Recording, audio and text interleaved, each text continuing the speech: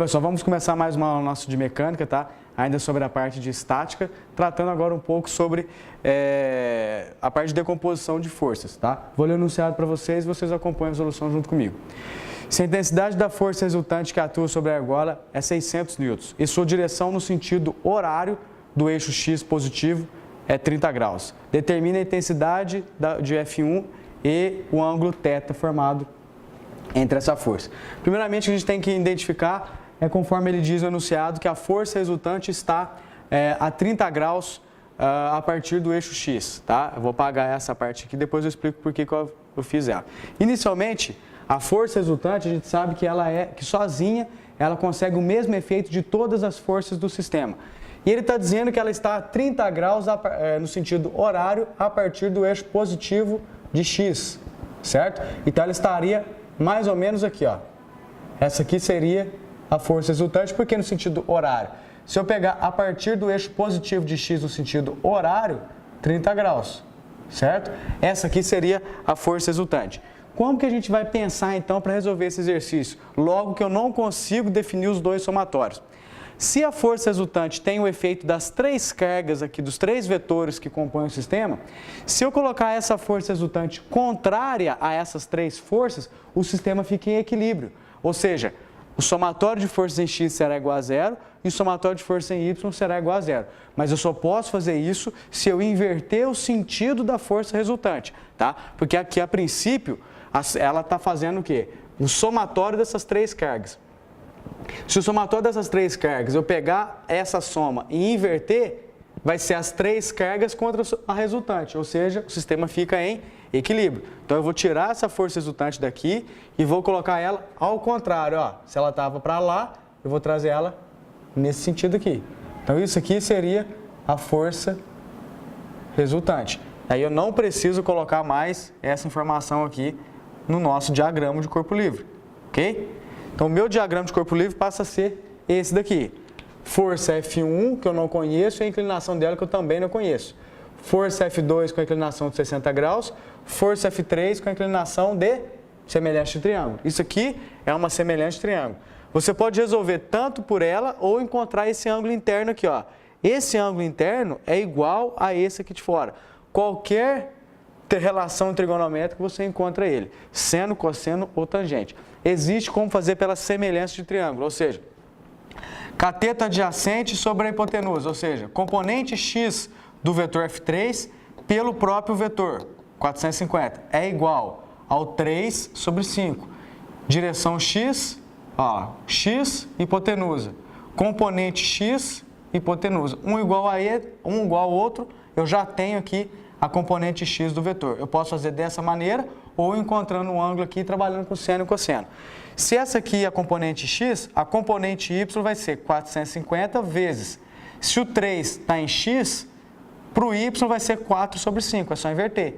3 porque eu estou achando em x, olha lá, e o 3 está em x, e na hora que eu for achar em y, é só tirar esse valor aqui e colocar o 4, porque o 4 está em y.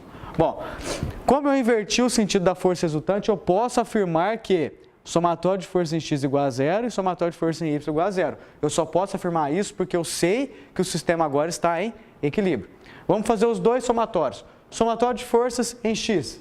F1 cosseno de θ, está lá, que eu não conheço, a componente x dele está aqui, não é isso? Componente x, componente y. Nesse caso, a componente x é cateto adjacente. Cateto adjacente a gente trabalha com cosseno. Mais F2, olha lá, F2 500 newtons, cosseno de 60, porque componente x do vetor F2 também está como cateto adjacente, cosseno, menos aquele 450 com aquela semelhante triângulo que eu fiz para vocês, isso tudo aqui é a componente x do vetor F3, menos porque ela estará agindo para lá, não é isso? Então ela fica negativa. E por fim, aqui a componente x da força resultante, menos 600 cosseno de 30. Cosseno porque também estou procurando cateto adjacente e negativo porque ele está indo para lá. A gente não deve decorar que todo o somatório em x vai ser cosseno, isso aqui não existe. Até porque eu poderia trabalhar com o seno se eu quisesse. Se aqui é cosseno de 60, seria seno de 30. Cosseno de 30, seno de 60. Então não tem regra que x é cosseno e y é seno. Não existe isso. Vou isolar esses dois, porque eu não conheço essas duas informações. Então, esse valor é igual a 539,61. Isola ou θ ou F1. Vou isolar aqui o F1. Vou trazer esse cosseno de θ para cá dividindo. Isso aqui seria a minha primeira equação. Tá? Não consigo sair daqui por enquanto. Vou fazer o somatório de forças em y. Então, mais uma vez, F1 seno de θ. Agora, porque seno, eu estou procurando em y. E y, nesse caso, é o cateto oposto. Então, o cateto oposto é seno. Menos 500/160, mesma análise, só que agora a componente y de F2 está descendo. Então, tudo que é para baixo aqui da origem, em y é negativo. Agora, outra semelhante triângulo. Perceba que aqui ó, foi 3/5 e aqui 4/5, aquilo que eu avisei para vocês. O 3 está em x e o 4 está em y, tá? Menos porque ele também está apontando para baixo. E mais a componente y da força resultante, mais 600 seno de 30, mais porque a componente y da força resultante está para cima. Tudo isso igual a zero, também vou isolar o F1, a segunda equação minha ficou dessa maneira aqui. Perceba que eu tenho F1 aqui e F1 de cá também. Então, eu posso fazer primeira equação igual a segunda, 539,61 cosseno de θ. Tá aqui, ó. Isso igual a minha segunda equação, 493,01 seno de θ. O que a gente vai fazer?